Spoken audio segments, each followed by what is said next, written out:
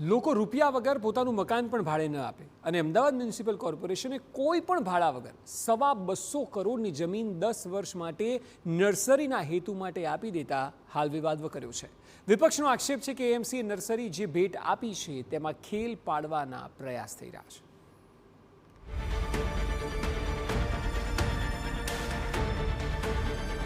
9000 square metre મોકાની જગ્યા કોઈ ભાડા વગર જ નર્સરીને 10 વર્ષ માટે ભેટ।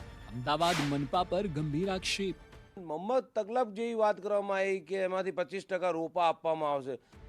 તગલકી નિર્ણય કોને લાભ? હાઈટેક નર્સરીના નામે ભ્રષ્ટાચારના આરોપ।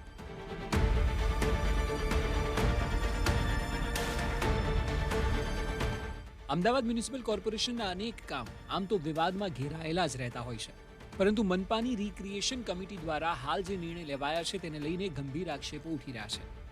અમદાવાદનો થલતેજ વિસ્તાર કે જ્યાં જમીનનો વારનો ભાવ પણ લાખોમાં છે, ત્યાં આવેલા વિશાળ પ્લોટને કોઈ પણ પ્રકારનું ભાડું લીધા વિના જ નર્સરીના હેતુ માટે આપવાનું કોર્પોરેશને નક્કી કર્યું અને તેના પર જ વિપક્ષ હવે આકરા પાણી છે।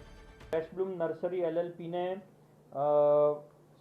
Thaltej TP scheme number 37 FP 206 એની અંદરનો પ્લોટ આપવામાં આવ્યો છે, જ્યારે નેબરી ધ બોન્સાઈ ગેલેરી આ જે એજન્સી છે એને ટીપી સ્કીમ 39 થલતેજ FP 53 એનો પ્લોટ જે છે 10 વર્ષ માટે આપ્યો છે।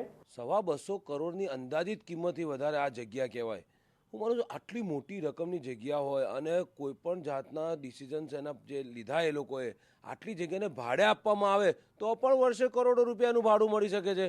કોઈ બી સ્વૈચ્છિક સંસ્થાને અપાયું છે, પરંતુ કોઈકને કોઈક વ્યક્તિગત રીતે ફાયદો કરાવવા અને હું માનું છું આ ચૂંટણી આવે છે એટલે એક પ્રકારનું કંઈક નવા જૂની કરવા માટે તેને પેરવી કરવામાં આવી છે અને સીધું એને 10 વર્ષ માટે પધરાઈ દેવામાં આવ્યું છે।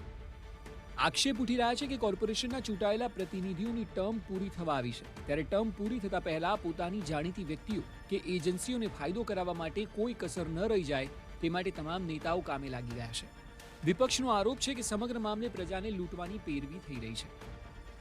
10 વર્ષમાં કોઈ પણ ભાડું પણ કોઈનું લેવામાં આવે તો પણ એનો આપણે એક રેશિયો હોય છે એસ્ટેટ નિયમ પ્રમાણે, લોકોને ભાડાના કરાર પ્રમાણે કે 10%નું ભાડું દર વર્ષે ઉમેરો થતો હોય। અહીંયા તો ભાડું જ લેવામાં નથી આવ્યું તો એને ઉમેરવાની તો વાત જ આવતી નથી।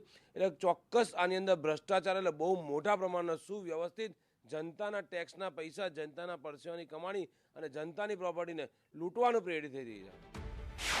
હકીકતમાં હાઈટેક સ્માર્ટ નર્સરી પ્રોજેક્ટ અંતર્ગત 2 નર્સરીને જમીન ફાળવવાનું નક્કી થયું છે, જે અંતર્ગત ફ્રેશ બ્લૂમ નર્સરીને 9000 સ્ક્વેર મીટર તો નેબારી ધ બોન્સાઈ ગેલેરીને 3000 થી 5000 ચોરસ વાર જગ્યા અપાશે।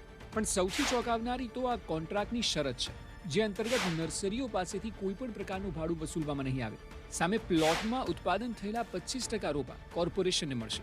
જો કોર્પોરેશનને વધુ રોપાની જરૂર હોય તો બજાર ભાવથી નર્સરી ખરીદશે અને જો કોર્પોરેશનને 25% રોપાની જરૂર ન હોય તો નર્સરીના સંચાલક તેને અન્ય જગ્યાએ વેચી શકશે। અહીં વિપક્ષે સવાલ ઉઠાવ્યા છે કે આખા કોન્ટ્રાક્ટમાં આખરે મનપાને ફાયદો શું? જે રોપા લાવવાની વાત છે કે દર વર્ષે 25% રોપામાં આપવામાં આવશે, હું માનું છું કે કોર્પોરેશને 25% રોપા આપવાની જે કિંમત છે ને એના કરતાં અનેક લાખો ગણી કે કરોડો ગણી કિંમત એને ખાલી ભાડે આપે તો પણ એ ઉપજાવી શકે એમ છે। અને બીજું, આ તો કોર્પોરેશન એવી કેવી પોલિસી લે જેમાં પોતે મકાન માલિક છે અને પોતે ભાડવાત બની રહ્યા છે। આ એવી પોલિસી આમાં એ લોકો ઊભી કરી છે।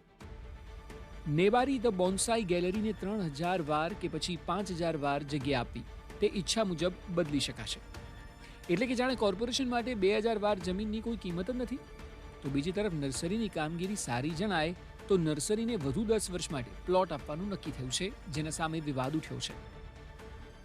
અમદાવાદ મ્યુનિસિપલ કોર્પોરેશન દ્વારા અલગ અલગ પ્રકારની એજન્સીઓને લાભ કરવામાં કોઈ કસર છોડવામાં આવતી નથી અને એટલા માટે જ થલતેજ એટલે કે સિંધુ ભવન રોડથી ખૂબ જ નજીક એવા 2 પ્લોટ થલતેજ વોર્ડમાં આવેલા છે કે જે કરોડો રૂપિયાના પ્લોટ છે તેને 10 વર્ષ માટે ખૂબ જ મોટા પ્લોટ, એક પ્લોટની વાત કરીએ તો 3000 થી 5000 ચોરસ યાર્ડ જગ્યા અને અન્ય પ્લોટ 9000 સ્ક્વેર મીટરનો પ્લોટ છે, તે બંને પ્લોટ 10 વર્ષ માટે ફાળવણી કરવાનો નિર્ણય કોર્પોરેશન દ્વારા લેવામાં આવ્યો છે। આ પ્લોટમાં નર્સરી તૈયાર કરવામાં આવશે, પ્રાઇવેટ વ્યક્તિને સોંપી દેવામાં આવ્યું છે જે નર્સરી તૈયાર કરશે અને તેમાંથી 25% જે ઉત્પાદન થાય તેના 25% છોડ વૃક્ષો જે કોર્પોરેશન છે તે કોર્પોરેશનને ઉપયોગ માટે આપવામાં આવશે. મહત્ત્વની બાબત એ છે કે જો કોર્પોરેશનને તે છોડની જરૂરિયાત ન હોય તો આ જ નર્સરી આ છોડને અન્ય જગ્યા પર વેચી શકશે. તો કોર્પોરેશનને શું ફાયદો થશે તે સૌથી મહત્ત્વની બાબત છે, કારણ કે કોર્પોરેશને આ બાબતે કોઈ પણ પ્રકારનું ભાડું નક્કી નથી કર્યું. પીપીપી મોડેલ પર આ કરોડો રૂપિયાના મોટા પ્લોટ ફાળવવામાં આવ્યા છે. આખરે આ પ્લોટ ફાળવવા પાછળ કોનો હેતુ, કોનો ફાયદો અને કયા પ્રકારે તેનો ઉપયોગ થશે તે બાબતની ડિટેલમાં કોઈ પણ પ્રકારની ચર્ચા કરાઈ નથી. કેમેરામેન રોશન સાથે જિગ્નેશ પટેલ, TV9 અમદાવાદ.